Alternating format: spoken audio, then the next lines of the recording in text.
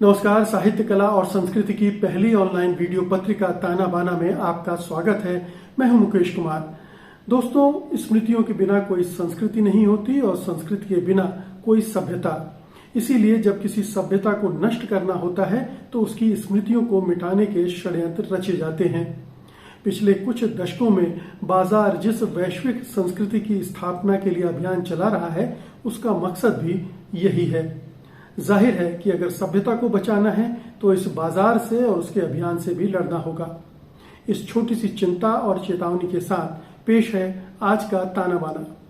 ताना बाना में आज आप देखेंगे आदिवासी साहित्य कैसे अपनी पहचान गढ़ रहा है। इस मुद्दे पर एक बहस में हिस्सा ले रहे हैं हरिराम मीणा, निर्मला पुतुल और अश्विनी कुमार पंकज। वरिष्ठ कवि अशोक वाजपेयी आज अपने स्तंभ दूसरी आवाज में बात करेंगे युवा रचनाशीलता के अंतर विरोधों पर, और अंत में आचार्य संहिता पर जाने माने व्यंग्यकार ज्ञान चतुर्वेदी का कटाक्ष। हिंदी साहित्य में जिस पैमाने पर दलित और स्त्री विमर्श की चर्चा होती रही है, उसके मुकाबले आदिवासी विमर्श उपेक्षित रहा है, उसे कम महत्व मिला है। लेकिन पिछले 3 दशकों में आदिवासी विमर्श और आदिवासी साहित्य ने अपनी एक विशिष्ट पहचान गढ़ी है। सवाल उठता है कि ये पहचान कितनी पुख्ता है और हिंदी साहित्य में उसने अपनी कितनी और कैसी जगह बनाई है। इस मुद्दे पर बातचीत करने के लिए हमारे साथ आदिवासी साहित्य के 3 जानकार जुड़ चुके हैं। हमारे साथ हरिराम मीणा जी हैं और अश्विनी कुमार पंकज हैं।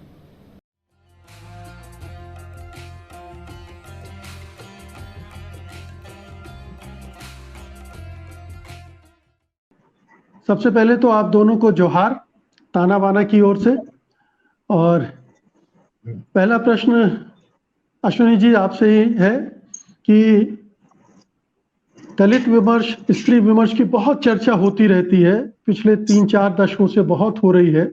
आदिवासी विमर्श ने, आदिवासी साहित्य ने भी इस दौरान काफी सक्रियता उसमें देखने को मिली है, लेकिन उसकी उस पैमाने पर चर्चा नहीं होती है। ऐसा क्यों लगता है आपको? मुझे तो ऐसा नहीं लगता है मुकेश जी। और सबसे पहली बात तो ये कि दलित विमर्श, स्त्री विमर्श, एलजीबीटी विमर्श और क्या क्या जो विमर्श हैं, वो ये सब अभी इधर हाल की घटनाएं हैं, है ना। आदिवासी विमर्श तो इस देश में सबसे पुराना है। आदिवासी विमर्श जो है इस देश में सबसे पुराना है, और न केवल साहित्य पे बल्कि सामाजिक, राजनीतिक और जितने भी डिसिप्लिन हैं, जितने भी समाजशास्त्रीय क्षेत्र हैं, उन सब क्षेत्रों में आदिवासी विमर्श आज से नहीं पिछले 200 सालों से हो रहा है। जैसे ही औपनिवेशिक ताकतें भारत में घुसी, मतलब अंग्रेज लोग भारत में आते हैं, उस समय से आदिवासी विमर्श शुरू हो जाता है। अब ये अलग बात है कि जो लोग साहित्य के लोग हैं उनको लगता है कि आदिवासी विमर्श आज की बात है या दलित और स्त्री विमर्श के बाद आया है। तो ये ध्यान रखना चाहिए कि आदिवासी विमर्श इस देश का ही नहीं बल्कि इस पूरे पृथ्वी ग्रह का सबसे पुराना विमर्श है। जी मेरा प्रश्न असल में हिंदी साहित्य के संदर्भ में था। हिंदी, जाहिर है कि आदिवासियों की जो चिंताएं हैं, जो समस्याएं हैं, उन पर तो जमाने से बातचीत होती रही है, लेकिन हिंदी साहित्य में जो हलचल पैदा की है आदिवासी साहित्य ने, वो पिछले कुछ ही दशकों में ज्यादा देखने को मिली है। तो उस तरफ मेरा इशारा था। जी, आपने सही कहा, लेकिन मैं थोड़ा सा उसको इस तरीके से कहूंगा कि ये देखा आप लोगों ने या हिंदी समाज ने अभी देखा है, पर ये देश और दुनिया तो बहुत पहले से देख रही है और साहित्य को भी देख रही है। ये बहुत कम लोग जानते हैं कि जिस समय से गैर आदिवासियों ने हिंदी लिखना शुरू किया है, मतलब 1 सदी पूर्व से, हिंदी बहुत पुरानी भाषा नहीं है, आप सब हम लोग जानते हैं। ये पिछले 150 सालों के दौरान विकसित हुई है और प्रसारित हुई है। तो 150 सालों के दौरान जब 19वीं शताब्दी के मध्य में गैर आदिवासियों ने हिंदी लेखन शुरू किया है, उसके तुरंत बाद मतलब 1880 से आदिवासी लोगों ने हिंदी लिखना शुरू किया है। और ये जान के आश्चर्य होगा कि उन्होंने सबसे पहले साहित्य लिखा है ना। अपने जो पुरखा स्टोरीज हैं, पुरखा जो सॉन्ग्स हैं, उनको लिपिबद्ध किया है, रिपोर्टिंग की है। आश्चर्य होगा आपको कि आंखों देखी 1890 में आदिवासियों ने हिंदी में आंखों देखी रिपोर्टिंग की है, जो उस समय भूकंप आया था उसकी रिपोर्टिंग है। और 1921 में पहली आधुनिक कहानी मिलती है। तो अब सवाल यह है कि आप देख के भी अनदेखा करते हैं और अपनी सुविधा अनुसार उस पर विमर्श शुरू करते हैं। ये भारत के हिंदी समाज का पुराना मानस है कि वो जब जरूरत समझते हैं तभी चीजों को देखते हैं, वरना उसके सामने एक पूरी आदिवासी दुनिया अपने साहित्य, संस्कृति और ज्ञान परंपराओं के साथ मौजूद है, आदिवासियत के साथ मौजूद है, उसको आप नहीं देखते हैं। मैं हाल की बात बताऊं कि 1940 में के दशक में और खास करके कॉन्स्टिट्यूएंट असेंबली में जो डिबेट्स चल रहा था, तो उस पर इतना सारा पॉलिटिकल अध्ययन हुआ है, उस पर इतनी सारी किताबें लिखी गई है, लेकिन आपको ऐसी कोई किताब नहीं मिलेगी जिसमें ये बताया गया हो कि कॉन्स्टिट्यूएंट असेंबली में आदिवासी क्या बोल रहे थे, आदिवासियों का कोई रिप्रेजेंटेटिव था भी या नहीं। और उससे थोड़ा सा पहले जाए तो 1921 में जब भारत में लेजिस्लेटिव सिस्टम की शुरुआत हुई 1919 के इंडिया एक्ट के बाद, तो आप भी पहली बार भारतीय लेजिस्लेटिव में गए और आदिवासी भी गए, लेकिन उनकी चर्चा कहीं नहीं है। तो यह सिर्फ साहित्य की बात नहीं है। मैंने इसलिए ये इशारा किया कि आदिवासी समाज के सारे मुद्दों पर, चाहे वो साहित्य से जुड़े हों, चाहे उनके जल जंगल जमीन का मसला हो, उनका जो ट्राइबल सेल्फ रूल का मसला हो, आदिवासी स्वशासन का मसला हो, उनके विश्व दर्शन का मसला हो, ये उसी समय से शुरू हो जाता है, बिल्कुल सामने आ जाता है। लड़ाई किस बात की होती है? 1765 में जब दीवानी मिलने के बाद अंग्रेज आते हैं, तो आदिवासी लड़ते किसके लिए हैं? आदिवासी लड़ते हैं जल जंगल जमीन के लिए, भाषा संस्कृति के लिए, अपने ऑरेचर यानी वाचिकता के लिए, साहित्य के लिए।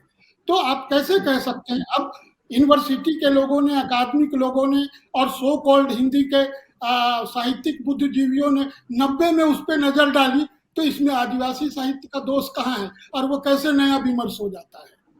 जी। तो हरिराम जी, मैं अश्विनी जी की बात को ही आगे बढ़ाना चाहूंगा कि अगर आदिवासी साहित्य था, आदिवासी विमर्श था, तो 90 के दशक के बाद से जो एक उसे स्वीकृति या पहचान के लिए मिलनी शुरू हुई उस तबके में जो उसकी उपेक्षा कर रहा था, तो आज वो प्रक्रिया कहाँ पहुंची है, वो पहचान किस तरह से स्थापित हुई है?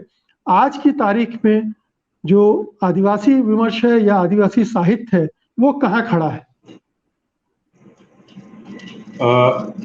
मुकेश जी और अश्विनी जी दोनों को ही मैं एक बात मेरी तरफ से जितना मैं समझ पाया हूँ चीजों को, आपका मूल प्रश्न ये है कि आधुनिक अस्मिता मूलक विमर्शों में आदिवासी विमर्श साहित्य में कब से आ रहा है और किस रूप में आ रहा है।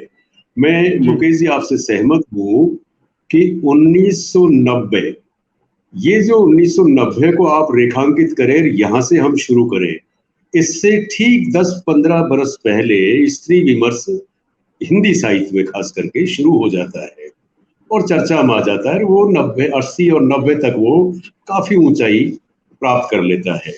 और उसके बाद में दलित चिंतन आता है, दलित विमर्श उभरता है साहित्य में, और दलित लेखक जिन भी विधाओं में लिख रहे हैं, खास करके उनका जोर आत्मकथाओं पे था, जो कि हजारों सालों की पीड़ा और आक्रोश दोनों इकट्ठा हुआ था, एकदम उसको निकालना चाह रहे थे और उन्होंने आत्मकथाओं पे ज्यादा जोर दिया। अगर कुल साहित्य दलित को देखें, अब इसके बाद आदिवासी विमर्श हिंदी साहित्य में आधुनिक परिप्रेक्ष्य में, आधुनिक संदर्भ में आता है, ये माने हम। और 90 का जो है दशक या सन 1990 है, उसमें वैश्विक स्तर पर कुछ तब्दीलियां देखने को मिलती है। ये उदारवाद आता है, निजीकरण आता है, वैश्वीकरण आता है, और ये आता है फिर प्राकृतिक संसाधनों की अंधाधुंध दोहन की कीमत पर एक विकास की अवधारणा आती है।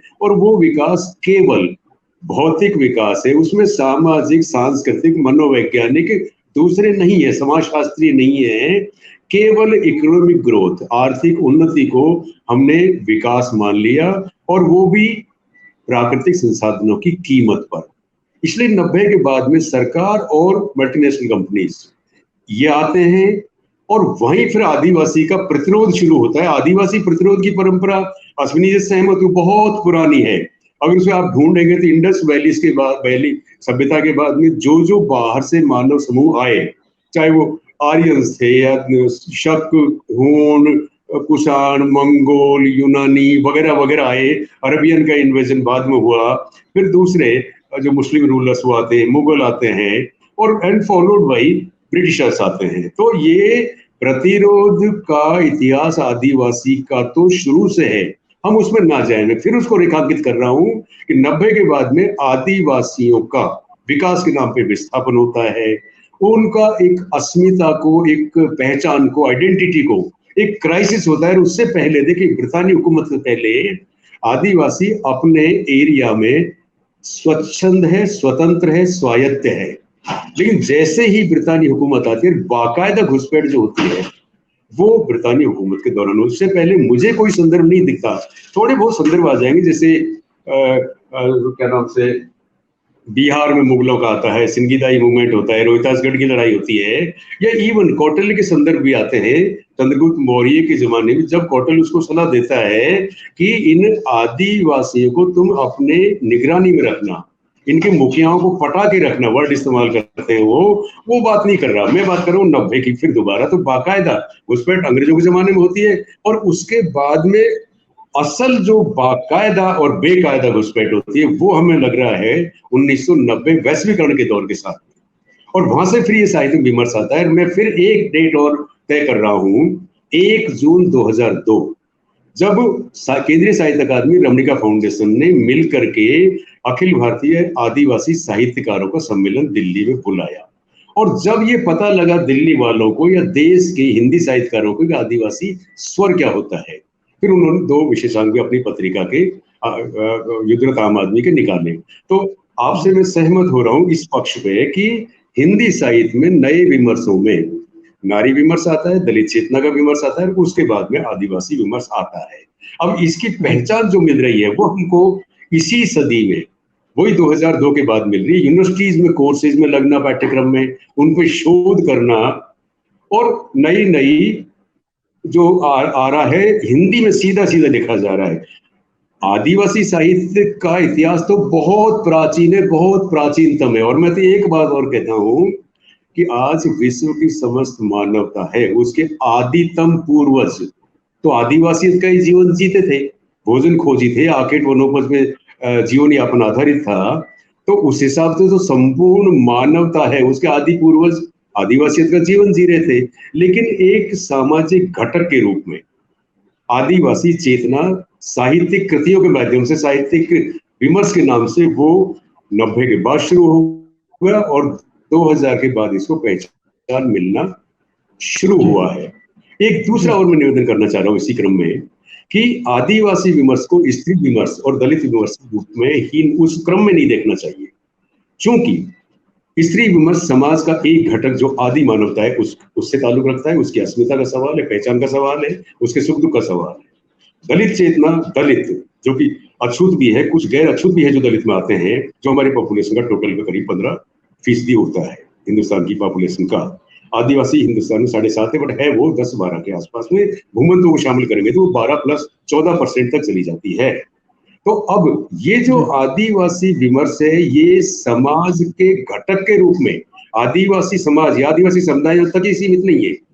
आदिवासी का ताल्लुक है प्रकृति प्रेम से, मानवेतर जीव जगत से। तो सृष्टि के 3 तत्व हैं, मानव, मानवेतर जीव जगत और प्रकृति तत्व, नदी नाले पहाड़ वगैरह वगैरह। इन तीनों का जो सह अस्तित्व की जो भावना है वो आदिवासी विमर्श में आती है।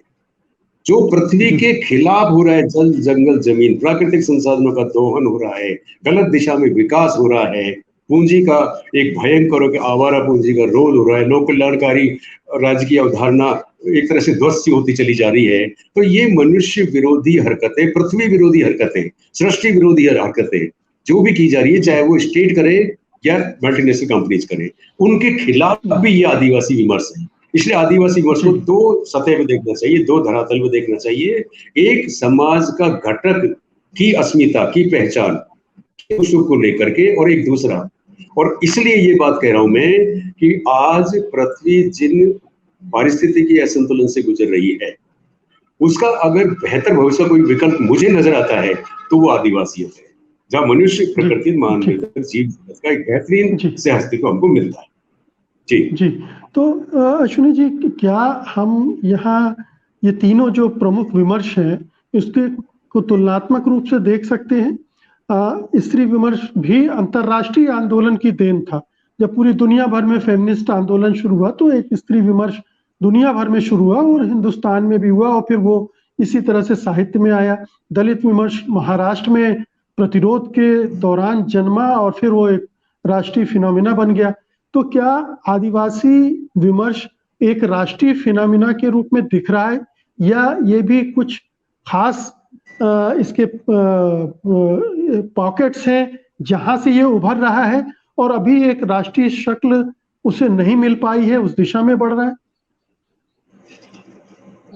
जी मुकेश जी, मैं आपके इस सवाल पर आने से पहले थोड़ा सा अपने पहले की बात को थोड़ा सा उसमें जोड़ना चाहता हूँ और पूरी विनम्रता के साथ हरिराम जी की जो बात है ना, उसको ध्यान में रखते हुए पहली बात तो ये देखना होगा कि जिसको हम आदिवासी का, अगर आप बात सिर्फ हिंदी साहित्य की कर रहे हैं, है ना, हिंदी में आदिवासी साहित्य की अगर आप बात कर रहे हैं तो मैं उसी पे केंद्रित होते हुए अपनी बात रख रहा हूँ कि आपको ये देखना होगा कि भारत में हिंदी में आदिवासी साहित्य सबसे पहले कहाँ लिखा गया और सबसे ज्यादा कहाँ लिखा।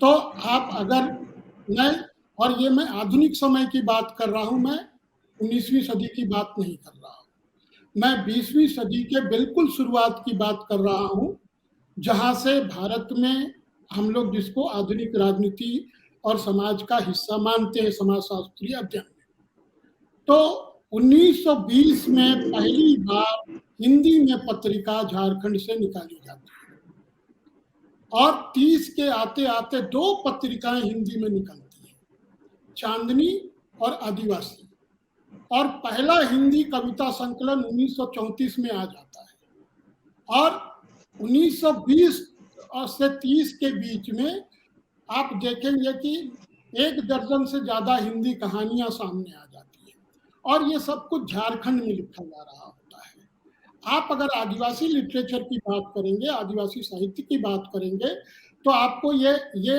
देखना होगा कि हिंदी में आदिवासी साहित्य का न्यूक्लियस कहाँ है, केंद्रक कहाँ है, और वो केंद्रक क्यों है? वो केंद्रक इसलिए है क्योंकि झारखंड के आदिवासियों ने, ग्रेटर झारखंड के आदिवासियों ने, जिसमें हम लोग जिसको एंसेस्ट्रल झारखंड कहते हैं, जिसमें एमपी भी है, छत्तीसगढ़ भी है, बंगाल का भी हिस्सा है, यूपी का भी हिस्सा है, ये बड़ा भौगोलिक क्षेत्र है जिसमें आदिवासियों की आबादी रहती है। वहां पर हिंदी साहित्य पहली बार लिखा गया और आज भी वहीं पर सबसे ज्यादा लिखा जाता है। जितने भी आदिवासी साहित्यकार हैं, आप देखेंगे जो लंबी फहरिस्त लिस्ट बनेगी उसमें 75 से ज्यादा परसेंटेज जो है वो इसी ग्रेटर झारखंड के आदिवासियों का हिंदी में किया हुआ लेखन है। आप इसको आधुनिक क्यों नहीं मानेंगे? 90 से ही आधुनिक क्यों मानेंगे? तो एक सेक्शन है जो इस बात को मान रहा है, जो गैर आदिवासियों द्वारा प्रचारित। अश्विनी जी, यहाँ शायद ये फर्क मैं देख रहा हूँ, यहाँ ये फर्क देख रहा हूँ कि लेखन तो होता रहा, लेकिन एक विमर्श की शक्ल में, एक आंदोलन की शक्ल में वो 90 के बाद उभरता है। जी, मैं अगर हम विमर्श को देखेंगे तो क्या हम विमर्श को किसी खास समय में देखेंगे या उसकी ऐतिहासिकता में उसको देखेंगे? अगर आप ऐतिहासिकता में देखना चाहते हैं, मैं फिर कह रहा हूं कि मैं आपके सामने खड़ा हूं और आपने 50 साल नहीं देखा। वास्को डी गामा ने दुनिया के कई हिस्से नहीं खोजे पिछली कई सदियों तक, और जब खोजे गए तब लोगों ने उनको जाना। इसका क्या मतलब है कि इसके पहले उनका कोई अस्तित्व नहीं था? अस्तित्व था, आप नहीं जानते थे। मैं इस बात पे जोर दे रहा हूं कि आप नहीं जानते थे और आप जानते हुए भी आपने उसको लंबे समय तक इग्नोर किया, उसकी उपेक्षा की, और जब आपको अपना बड़ा दिल दिखाने का हुआ तब आपने दलित के बाद, स्त्री के बाद आपने आदिवासी विमर्श की बात शुरू की। आप देखेंगे पहला आदिवासी साहित्य हिंदी में 20-30 से लिखना शुरू हो जाता है, पत्रिकाएं निकलती हैं, 50 तक आप आश्चर्य करेंगे, अकेले झारखंड से दर्जन भर से ज्यादा हिंदी में पत्र पत्रिकाएं आदिवासी निकाल रहे हैं। आप उसको वहां से विमर्श क्यों नहीं मानेंगे? नंबर 1। नंबर 2, 1967 में अश्विनी जी मैं एक चीज याद दिलाना चाहता हूँ कि वैसे तो गुलामगिरी 19वीं शताब्दी में लिख दी गई थी। वो तो दलित प्रतिरोध पहले से चल रहा था, लेकिन वो एक विमर्श की शक्ल में आकार लेता है 70-80 के दशक में। जी आप प्लीज सुनिए, है ना, कि देखिए जब अर्बन सेटअप में लोग जब ज्यादा पहुंचते हैं और वो जब बात करना शुरू करते हैं, तो मेरा ये निवेदन है कि वहीं से आप विमर्श की शुरुआत क्यों मानते हैं? जब आदिवासी लोग, दलित लोग या स्त्रियां जो अर्बन सेटअप में नहीं थी और वो जो उनके संघर्ष से या सृजन से जो विमर्श चल रहा था, आप उसको क्यों नहीं मानते हैं? ये जो कॉलोनियल दृष्टि है, ये जो औपनिवेशिक दृष्टि है, मैं कह रहा हूं कि हम क्यों मानेंगे कि जो हिस्ट्री का टाइमलाइन दिया गया है वो सही है ना? अब अगर मान लिया जाए तो अब आपको मानना चाहिए कि वैदिक लोग तो 10 लाख साल पहले से हैं। तो मेरा कहना है कि जब हम विमर्श पे बात करते हैं तो उसको पूरी समग्रता में देखने की जरूरत है। मैं इससे कतई असहमत नहीं हूं कि 90 के बाद उस पर एक नया जोर पड़ा है, एक नए सिरे से उसको देखने की कोशिश हुई है।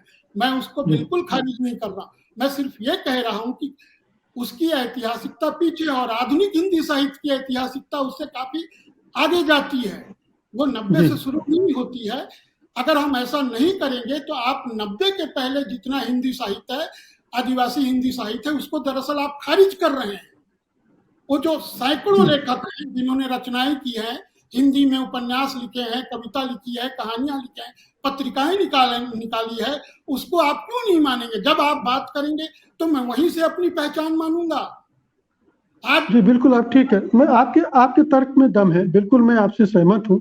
लेकिन हरिराम जी ने 2 चीज, ये जो निश्चित तौर पे 90 के दशक के बाद जब आपकी जो सत्ता है पूरी दुनिया में बदली है, उसकी आर्थिक संरचनाओं में भारी फेर बदल आया है, और तब से आपको ये देखना होगा आखिर क्यों वैश्वीकरण के बाद ही आप आदिवासी साहित्य पे जोर देते हैं, दलित विमर्श पे जोर देते हैं, स्त्री विमर्श पे जोर देते हैं, LGBT पर जोर देते हैं, आगे आने वाले में मुझे माफ करेंगे जो दर्शक हैं, दिव्यांग पे जोर देंगे, फिर आप जानवरों के साहित्य पे जोर देंगे। ये उदारता आखिर आप वैश्वीकरण में क्यों दिखा रहे हैं? ये क्या ये लोग वैश्वीकरण के पहले मौजूद नहीं थे? क्या ये लोग पहले विस्थापन के शिकार नहीं थे, उत्पीड़न के शिकार नहीं थे?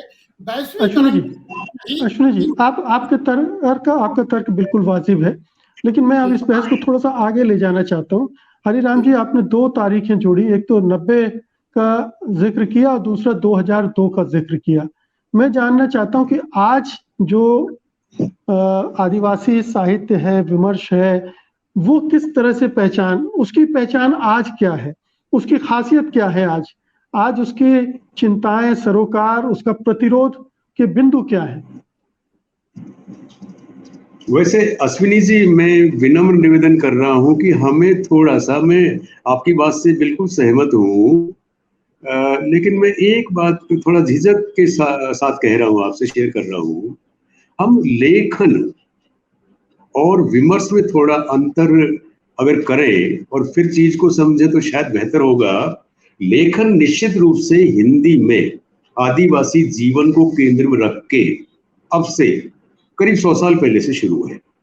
1904-1914 में गैर आदिवासियों ने आदिवासी जीवन पर उपन्यास भी लिखा है, सुशीला सामंत का नाम पोइट्री में आता है। तो 100 साल निश्चित रूप से हो गए लेखन को, लेकिन वो लेखन हिंदी जगत में उस रूप में नहीं आ रहा है, एक आंदोलन या विमर्श के रूप में नहीं आ रहा है। वो तो हमको मानना चाहिए कि वो तो 90 के बाद, या मैं 2000 की बात कर रहा हूँ, 2002 की, उसके बाद ही आ रहा है। और अब जैसे पहले कहा, वो हो जाएगा एक तरह से पुनरावृत्ति दोष हो जाएगा, पर जैसे विश्वविद्यालयों में मान्यता, उसका दीगर भाषाओं में अनुवाद होना, खास करके अंग्रेजी में। और दूसरा और बता रहा हूं मैं आपको, आदिवासी पॉकेट्स में अलग अलग काम हो रहा है। हिंदी में हो रहा है, हम हिंदी की बात कर रहे हैं क्योंकि हिंदी में आदिवासी विमर्श यही है हमारा विषय आज का।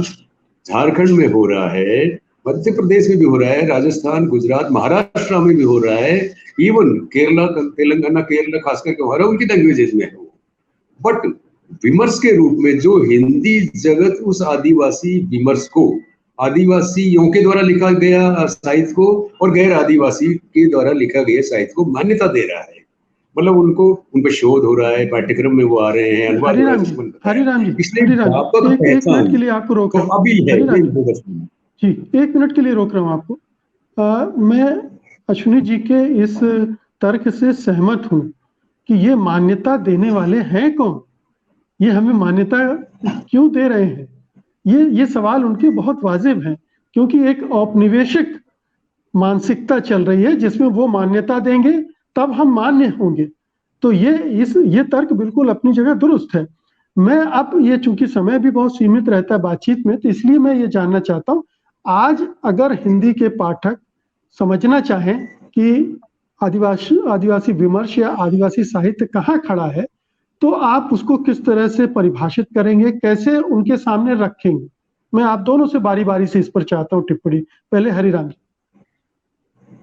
देखिए, दलित विमर्श ने एक स्थान बनाया, अब वो अपने टॉप पे नहीं है और ऊर्ध्वमुखी नहीं है, स्त्री चेतना का वही है।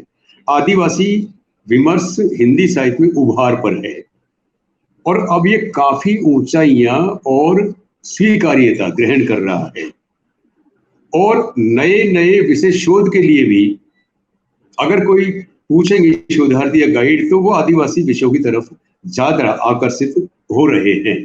इसलिए आदिवासी विमर्श इवन देन अभी भी उस रूप में कर रहा हूं मैं, असली से सहमत हूं, आपसे सहमत हूं कि वो एक वर्चस्ववादी मानसिकता है जो खुद तय करते हैं कि हम किसको मान्यता दें किसको नहीं दें। विमर्श के संदर्भ में सवाल वो नहीं है, मेरा सवाल ये है कि व्यापकता कैसे ग्रहण कर रहा है, मान्यता कैसे ग्रहण कर रहा है, हिंदी से इतर भाषाओं में भी, हिंदी में भी वो एक उभार पर है, फिर अभी भी ये अपने युवावस्था में नहीं पहुंचा है। हम इसको शैशव काल ही कहूंगा मैं तो। जी, अश्विनी जी आपकी टिप्पणी। शैशव काल में है, अभी युवावस्था में नहीं पहुंचा है, तो जो हिंदी में लिखा जा रहा आदिवासी साहित्य है उसको किस कसौटी पर आप कसेंगे? और जो कसौटियां हैं क्या उन पर कसना उसको ठीक है?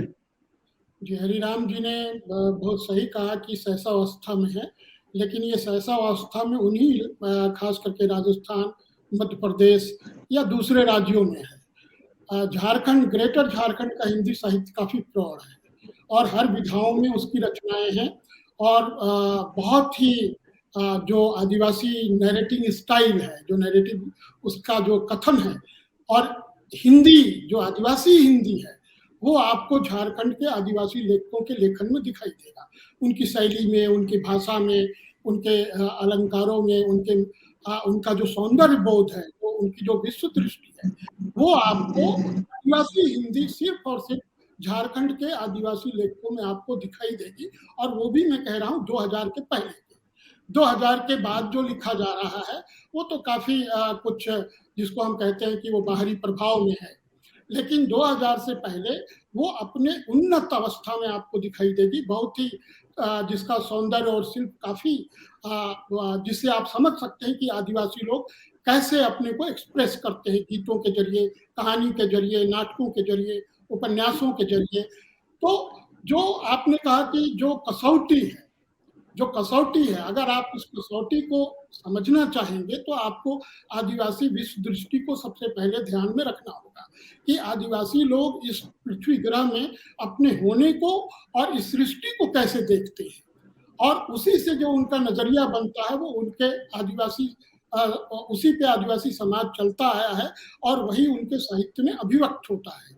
तो हमारे पास जो किसी भी समाज के साहित्य को देखने का की जो कसौटी है, उसका विश्व दृष्टिकोण होता है, उसका वर्ल्ड व्यू होता है, उसकी जो सौंदर्य दृष्टि है वो होती है। तो आदिवासी साहित्य को भी उसके सौंदर्य दृष्टि के हिसाब से देखा जाना चाहिए। और 2012 में झारखंडी भाषा साहित्य संस्कृति अखड़ा ने रांची में एक ऑल इंडिया आदिवासी सम्मेलन किया था, जिसमें कुछ 10 या 12 बिंदु तय किए गए थे कि किसको आदिवासी साहित्य कहेंगे। और रांची घोषणा पत्र, हाँ जी, रांची घोषणा पत्र जारी भारत भर के आदिवासियों ने जो उसमें शामिल थे उन्होंने उसको जारी किया था। और उसमें बहुत सारी चीजें हमने क्लियर करने की कोशिश की थी कि आदिवासियों का किसी भी, वो गैर लिखे चाहे आदिवासी लिखे, सबका स्वागत है, पर उसके बिंदु ये होने चाहिए, क्या वो आदिवासी विश्व दृष्टिकोण पे खरा उतरता है। तो ये चीजें। दूसरी बात यह है कि आदिवासी जो साहित्य या जो एक्सप्रेशन है वो मूल रूप से रिएक्शनरी नहीं है। मतलब आपने हमको कुछ कहा और मैंने फिर उसके जवाब में कहा, तो ये रिएक्शनरी नहीं है। आदिवासियों का जो जीवन दृष्टि है, उनकी जो सौंदर्य बोध है वो मौलिक है। उनकी अपनी भाषा है, उनकी अपनी संस्कृति है, उनके अपने धार्मिक विश्वास हैं, उनके अपने परफॉर्मिंग स्टाइल्स हैं, तो उनके कॉस्ट्यूम है, उनका आर्किटेक्चर्स है, सारा कुछ उनका अपना है। उनके पास दलितों की तरह या स्त्रियों की तरह वो रिएक्शन में नहीं कहते हैं। इसलिए वंदना जी ने बहुत पहले ये बात कही थी कि आदिवासी साहित्य प्रतिरोध का साहित्य नहीं है। आदिवासी साहित्य जो है वो रचाव और बचाव का साहित्य है। वो बचने के लिए रचता है और रचने के लिए बचता है।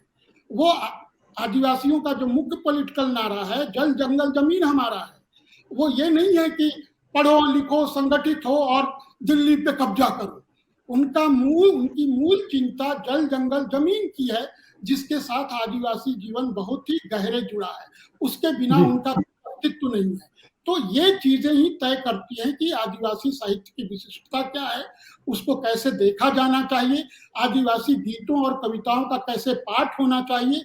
और ये तय करेंगे आदिवासी लोग जो आज भी उस प्राकृतिक परिवेश में रहते हैं। ये एकेडमिशियन या जो अर्बन सेटअप में जो बैठे बुद्धिजीवी हैं वो उसको सेट नहीं करेंगे, वो उसको आगे ले जाने का काम करेंगे। जैसे हमारे लोग और सीनियर हमारे यहाँ हरिराम जी हैं, हम लोग उनके कथन को आगे ले जाएंगे। हम जो कुछ कह रहे हैं वो हमारा नहीं है, वो हमने अपने पुरखों से वो चीजें हम तक आई है। हम कोई नई बात नहीं कह रहे हैं, पृथ्वी को बचाओ, ये कोई नई बात नहीं है, पुरखे बहुत पहले कह गए। लगभग सभी में इस तरह की बातें हमको मिलती हैं। लेकिन चूंकि आदिवासियों का बहुत गहरा जुड़ाव रहा है प्रकृति से और उसके बिना वो खुद को होना नहीं मानते हैं, इसलिए उसमें वो आपको आग्रहता ज्यादा दिखाई देगी। उसमें एक तरीके से पृथ्वी के प्रति पूर्वाग्रह ज्यादा दिखाई देगा। तो ये जो चीजें हैं वो हमको, जैसे कई लोग बात करते हैं, हम कहते हैं आप आदिवासी कविताओं को कैसे पढ़ेंगे? क्या वैसे ही पढ़ेंगे जो बांग्ला में जो रिसाइटेशन की, पोइट्री रिसाइटेशन की एक लंबी परंपरा रही है, हिंदी में तो बाद में आई है। बांग्ला सबसे हमारे सामने एक ऐसी भाषा है जिसमें कविता पढ़ने की बहुत ही जानदार परंपरा रही है, रीडिंग करने की। इवन नॉवेल्स, स्टोरीज और स्क्रिप्ट वहाँ के पाठ के आयोजन होते हैं।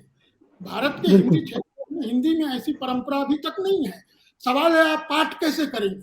हमने सुना है बांग्ला जो रिसाइटेशन होता है, और जो हिंदी क्षेत्र में हूं तो हिंदी को भी सुना है। हिंदी क्षेत्र में जो कविता पाठ होता है, कहानियों का पाठ होता है, वो आपके दिल को नहीं छूती है। वो बहुत ही कृत्रिम लगता है, क्योंकि जो हिंदी भाषा में साहित्य रचा जाता है वो देशज भाषाओं से बहुत दूर चला जाता है। अर्बन सेटअप में बैठे हुए राइटर देशज शब्दावली, देशज शैली, देशज सौंदर्य बोध से बिल्कुल अलग हटके टेबल राइटिंग करते हैं, रिसर्च राइटिंग करते हैं। तो अगर इस तरह की चीजें होंगी, वो हम साहित्य में, हिंदी साहित्य में हम इसकी बहुत कमी पाते हैं।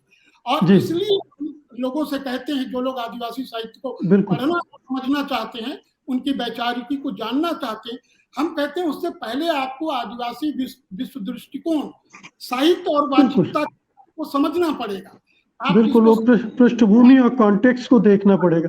जी अश्विनी जी, समय सीमित है और हरिराम जी से भी एक टिप्पणी, वो भी कुछ कहना चाहते हैं, लेकिन एक सवाल मैं जोड़ देता हूँ। अभी एक बात अभी अश्विनी जी ने कही थी कि जो इस दौर का लेखन है उस पर बाहरी प्रभाव भी पड़ रहा है, आदिवासियों के लेखन की बात कर रहा हूँ।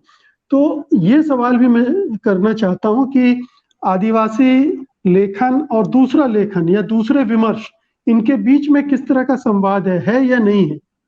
जी हरिराम जी। देखिए, मैंने एक शब्द इस्तेमाल किया था शैशव काल, उसमें एक चीज जोड़ना चाह रहा हूँ। एक तो आदिवासी जीवन के आयाम में बहुत फैले हुए हैं। उनमें से कुछ चीजों पर विषय वस्तु के रूप में साहित्य में आया, हिंदी साहित्य में। अभी बहुत कुछ है जो हिंदी साहित्य में अभिव्यक्त नहीं हो रहा है। अभी हम देखते हैं विस्थापन की पीड़ा आ जाएगी, जल जंगल जमीन का पीड़ा आ जाएगा, लेकिन अंदर उनकी माइथोलॉजी, उनकी उनकी राजनीति, उनका अतीत, उनकी साइकी खास करके कि किस तरह वो सोचता है, उसको हम बाहरी दुनिया से, बाहरी चश्मे से देखने वाले नहीं समझ पा रहे। दूसरा मेरा उसमें मतलब ये था कि आलोचना के प्रतिमान या आदिवासी साहित्य को समझने के लिए हम जो टूल्स अपना रहे हैं वो वही ट्रेडिशनल टूल्स है। इसलिए मुक्तिबोध ने एक बहुत अच्छी बात कही है कि नई अभिव्यक्तियों को देखकर परंपरागत आलोचकों की नाड़ी छूटने लगती है। तो वो आलोचना के प्रति मन का दूसरा बात है। तीसरा जो अश्विनी जी ने कहा कि अब बाहरी प्रभाव, बिल्कुल आदिवासी साहित्य को आप, हालांकि मैं उसमें सहानुभूति और स्वानुभूति की बात नहीं करता। मैं संजीव को उपन्यासों को खारिज नहीं कर सकता, गैर आदिवासी लिख रहा है या बात जो वटेवर, बट जिसको आदिवासी जीवन की आधिकारिक अनुभव के आधार पर जो लिख रहा है वो आदिवासी साहित्य है, जिसमें आदिवासियत है। बाहर से देखने के नजरिए दो रहे। एक तो रहा है कि वाइल्ड सैवेज, जो भारतीय माइथोलॉजी में भी है, और खास करके ब्रिटानी हुकूमत ने जब इन्होंने ट्राइब एक्ट बनाया उनको देखा ये जंगली है, बर्बर है। एक तो ये औपनिवेशिक मानसिकता आज भी है। जब आज अपन कहते थे कि विकास विरोधी आदिवासी, गलत है। विकास विरोधी कोई हो ही नहीं सकता। मनुष्य के स्वभाव में है कि वो भौतिक सुविधाओं को उत्तरोत्तर ग्रहण करता जाए और उसमें जीता जाए। कोई नहीं चाहता कि असुरक्षित और विकास विरोधी में रहे। दूसरी बात नहीं है, जो बाहरी प्रभाव की बात हम कर रहे हैं ना, तो आदिवासी लिटरेचर को जिनका आधिकारिक अनुभव है उनको देखेंगे ना आप, तो वहां बाहरी प्रभाव बहुत कम नजर आता है। और जो ये दोनों नजरिया है ना, वाइल्ड सेवेज का एक रोमांटिक नजरिया कि आदिवासी समृद्ध प्रकृति की गोदी में मस्त रहता है, जैसे मस्ती के अलावा कोई काम नहीं है, तो वो उनकी जो अंदर क्या घटित हो रहा है, कितने अभाव है, वो नहीं आ रहा। इसमें आई थिंक मैं क्लियर हूं मेरी बात में। जी बहुत सारे प्रश्न नए भी खड़े हुए हैं इस बातचीत से, ये अच्छी बात है। और ये प्रश्न गंभीर और लंबी चर्चा की डिमांड करते हैं, और हम कोशिश करेंगे कि जो अश्विनी जी ने, जो हरिराम जी ने सवाल उठाए हैं उन पर बार बार बातचीत हो, क्योंकि ये जो प्रश्न आज मैं इस चर्चा में देख रहा हूँ, मैंने अभी 40 एपिसोड हो चुके हैं ताना बाना के, इस तरह के सवाल उठते नहीं देखे हैं। तो ये बहुत महत्वपूर्ण सवाल है और इन पर बातचीत होनी चाहिए, हो भी रही होगी, हम भी करेंगे। बहुत बहुत शुक्रिया आप सबका आज की बातचीत में हिस्सा लेने के लिए। मुझे अफसोस है कि निर्मला पुतुल जी को भी शामिल होना था, लेकिन वो शामिल नहीं हो पाई। धन्यवाद आप सबका, नमस्कार। इसमें कोई संदेह नहीं कि युवा रचनाकारों के सरोकारों और संवेदनाओं का दायरा बढ़ा है, विस्तृत हुआ है, मगर उनके कई अंतर्विरोध भी सामने आ रहे हैं। मसलन क्या भाषा और शिल्प के मामले में वो कुछ नए प्रयोग कर रहे हैं? क्या युवा रचनाकारों ने कविताओं या कहानियों में कोई नई जमीन तोड़ी है, नवाचार किया है? वरिष्ठ साहित्यकार अशोक वाजपेयी आज इन्हीं प्रश्नों पर विचार कर रहे हैं। तो आइए देखते हैं उनका स्तंभ, दूसरी आवाज।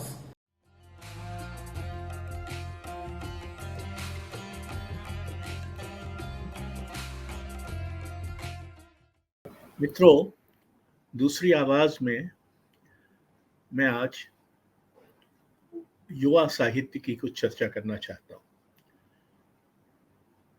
इस साहित्य से मेरा परिचय घनिष्ठ है।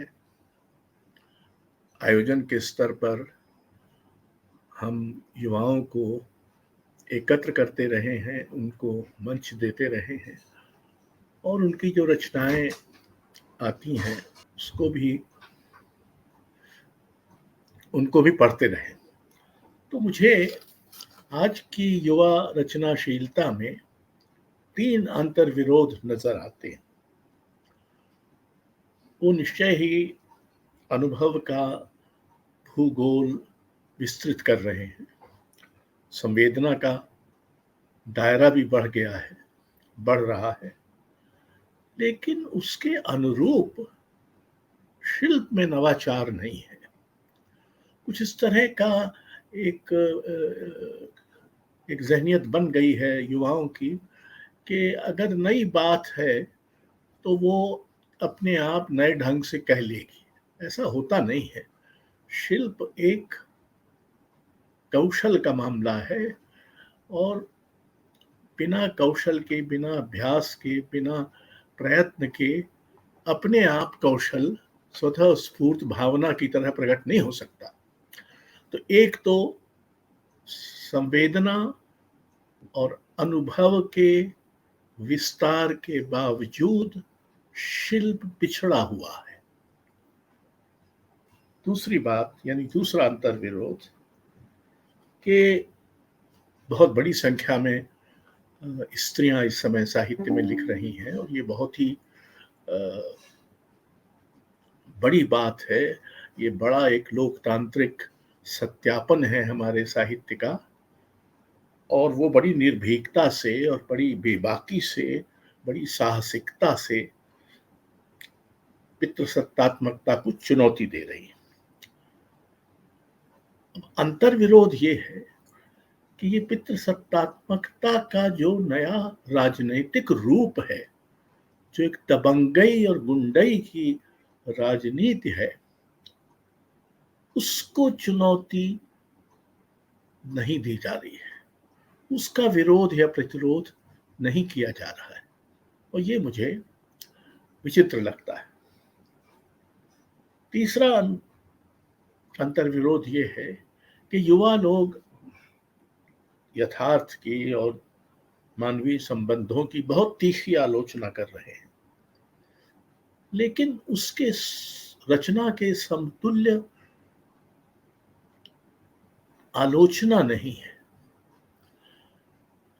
मुझे याद नहीं आता, या कम से कम मेरी नजर में ऐसी कोई एक भी पत्रिका नहीं है जो युवाओं ने अपनी रचना और अपनी आलोचनात्मक दृष्टि का मंच बनाने के लिए निकाली हो। वो उन सब पत्रिकाओं में जगह पा रहे हैं जो पहले से निकल रही थी। उनमें से कोई ऐसी पत्रिका नहीं है प्रतिष्ठित जो किसी युवा ने निकाली हो। ये कहते हुए मैं याद दिलाऊं कि एक जमाने में युवाओं ने ही नई पत्रिकाएं निकाली थी। प्रतीक एक युवा साहित्यकार ने निकाला था, अज्ञे तब युवा थे। कृति उस समय के दो युवा साहित्यकार नरेश मेहता और श्रीकांत वर्मा ने निकाली थी। कल्पना बद्री विशाल पित्ती स्वयं युवा थे, और उसमें लगातार युवा संपादक होते रहे, रघुवीर सहाय, कमलेश आदि। युग चेतना लखनऊ से निकली थी, उसके भी संपादक सब युवा थे, कुंवर नारायण, कृष्ण नारायण कक्कड़ इत्यादि। उस समय जो पहल निकली तो युवा कहानीकार थे, कथाकार थे, ज्ञान रंजन, उन्होंने निकाली। मैंने युवा के रूप में ही पहचान और बाद में पूर्वग्रह, दो पत्रिकाएं निकाली। तो ऐसा क्यों है कि युवाओं को किसी तरह की आलोचनात्मक अभिव्यक्ति करने से या तो संकोच है, या ऐसा करना उन्हें जरूरी नहीं दिखता। युवाओं का शायद इस बारे में कुछ मत होगा, तो जानकर मुझे प्रसन्नता होगी, और ये अगर गलतफहमी है मुझे, तो उसको दूर करने, उससे भी मुझे प्रसन्नता। देश में अनवरत चुनाव चलते रहते हैं, और जाहिर है कि आचार्य संहिता भी लागू होती रहती है, लेकिन इसकी आड़ में पूरी बाबूशाही काम न करने के बहाने भी ढूंढ देती है। जाने माने व्यंग्यकार ज्ञान चतुर्वेदी आज अपने स्तंभ में आचार्य संहिता की इसी विडंबना पर कटाक्ष कर रहे हैं। तो आइए देखते हैं उनका स्तंभ, ना काहू से बैर।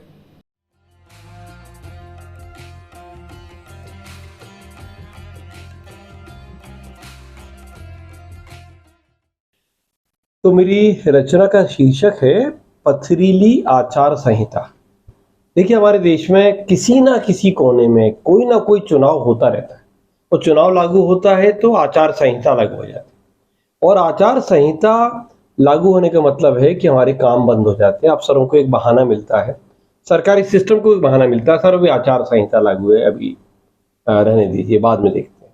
तो इस बहाने से चूंकि चुनाव चलते रहते हैं तो देश में कहीं ना कहीं काम रुके ही रहते हैं। उसको लेके रचना है ये। तो मैं रचना शुरू करता हूं कि बीच सड़क पर एक बड़ा सा पत्थर रखा था। मैंने लगा मुझे यार कोई गिर जाएगा, कोई चोट लग जाएगी, चलो मैं उठा के किनारे रख दूं। तो मैंने वो पत्थर उठाया और किनारे रखने लगा कि वे आ गए। ये क्या कर रहे हो तुम? चुपचाप इसे वापस वहीं सड़क पर रख के आओ, वहीं रख के आओ। क्यों भाई साहब? मैंने पूछा। ये तुम्हारा काम आचार संहिता के विरुद्ध है, चुनाव आचार संहिता के विरुद्ध है। हमारी बहुत कड़ी निगाह है सब पर ये तो सर बीच सड़क पे पड़ा था, कोई टकरा जाता। चुनाव के समय कोई कौन सा काम भलाई का है और कौन सा मतदाता को फंसाने के लिए है, ये बात हम तय करेंगे कि तुम? पर ये पत्थर तो सर देखिए ना, पहले यार तुम इसको वापस सड़क पर रख के आओ, अब ये चुनाव के पश्चात ही सड़क से हटेगा। पर तब तक तो सर दसों लोग इससे टकरा कर अपना मुंह तोड़वा चुके होंगे, कोई मर भी सकता है। देखिए, लोकतंत्र के इस यज्ञ में कुछ आहुतियां भी आमजन को देना पड़े तो बुरा नहीं है, आप पत्थर रख के आइए।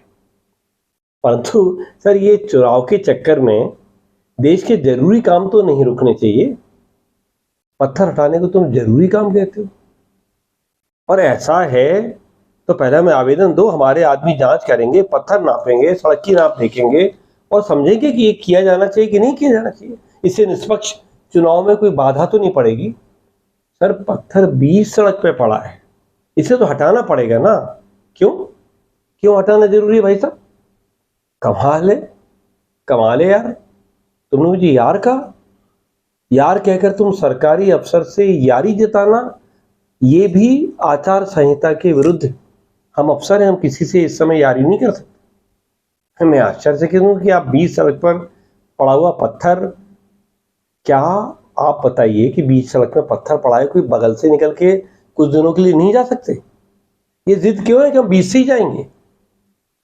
इस पत्थर को बचकर क्यों नहीं निकल सकते? परंतु मान लीजिए सर कोई बहुत तेज स्पीड से चला आ रहा है तो भाई साहब, तेज स्पीड से सड़क पर चलाना गाड़ी तो एक अपराध है ना। और आप एक अपराधी की वकालत कर रहे हो कि वो टकरा के गिर जाएगा, तो धीरे चलाए ना। नहीं, मेरा मतलब ये नहीं था। अरे पकड़े जाने पर सब यही कहते हैं, आप एक अपराधी की वकालत कर रहे हैं श्रीमान। नहीं, मैं कह रहा हूँ कोई देख ना पाए अनजाने में तो क्या हुआ, मान लीजिए अंधेरे में, तो भाई साहब प्रॉब्लम तो अंधेरा कह रहा है ना, पत्थर थोड़ी कह रहा है। तुम यहाँ लाइट लगवाने की अर्जी दो, तुमने वह तो किया नहीं और तुम पत्थर हटाने लग गए, क्या सोचते हो?